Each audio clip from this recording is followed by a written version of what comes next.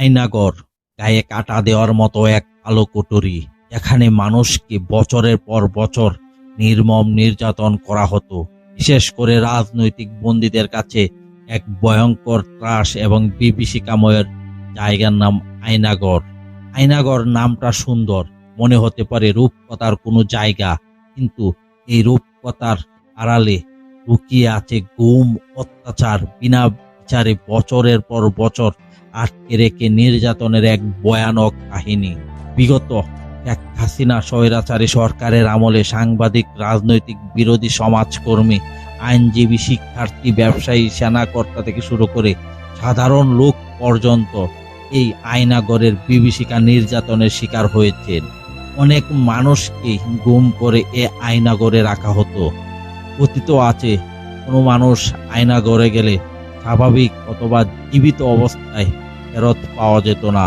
আজকে আমরা জানবো রহস্য ঘেরা এক কালো কুঠুরি আয়নাগরের জীবন বৃত্তান্ত। পৃথিবীর সব থেকে নির্মম অত্যাচার করা হতো আয়নাগরে। আয়নাগর হলো বাংলাদেশের প্রতিরক্ষা গোয়েন্দা দপ্তর বা DGFI এর অধীনে এক গুপ্ত গুমঘর। এই রহস্য ঘেরা গড়টির কোড নাম ছিল আয়নাগর। জনপ্রিয় সাহিত্যিক হুমায়ুন আহমেদের আয়নাগর উপন্যাস থেকে এই আয়নাগর নামটি নেওয়া হয়েছিল বলে অনেকেই মনে করেন। উপন্যাসে এক ঘরের বা একটা জায়গার অস্তিত্ব আছিল, যেখানে জানালাবিহীন ছোট্ট একটা কামরা আর দেওয়াল জুড়ে প্রকাণ্ড সব আয়না ছিল। কিন্তু বর্তমানের বাস্তব আয়নাগরে কোনো আয়নাগর না থাকলেও এক উদ্ভুত ভয়ঙ্কর পরিবেশ তৈরি করা হতো মোম এবং প্রদীপ জ্বালিয়ে। স্বৈরাচারী শাসকের আয়নাগরে দেওয়া আয়না না থাকলেও ছিল শত শত মানুষের আর্তনাদের কষ্টের প্রতিচ্ছবি। ঢাকার মানবাধিকার সংগঠন অধিকারের প্রতিবেদন অনুযায়ী 2014 সাল থেকে 24 সাল পর্যন্ত প্রায় 600-র উপর মানুষকে গুম করা হয়েছে, যা পরে অনেক মানুষকে মৃত অবস্থায় পাওয়া গিয়েছে। কিন্তু এই ভয়ঙ্কর আয়নাগরের অস্তিত্ব মানুষ অনেক বছর জানত না।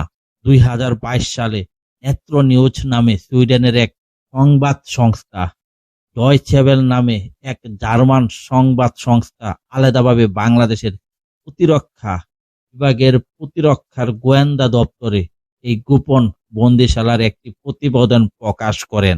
তারা এই জায়গাটার নাম দিয়েছিল হুইসেল ব্লোয়ার। অনেকেই মনে করেন ঢাকার ক্যান্টনমেন্টের কচুক্ষেতে অবস্থিত DGFI এর সদর দপ্তরে মাটির নিচে এই আয়নাগরটির অবস্থান। আমেরিকার ম্যাক্সার স্যাটেলাইটের মাধ্যমে আয়নাগরের অস্তিত্ব পাওয়া যায়, যেখানে প্রায় 30টার মতো কক্ষ রয়েছে এবং আরো কিছু কক্ষ রয়েছে যা বুলেট প্রুফ হিসাবে পরিচিত।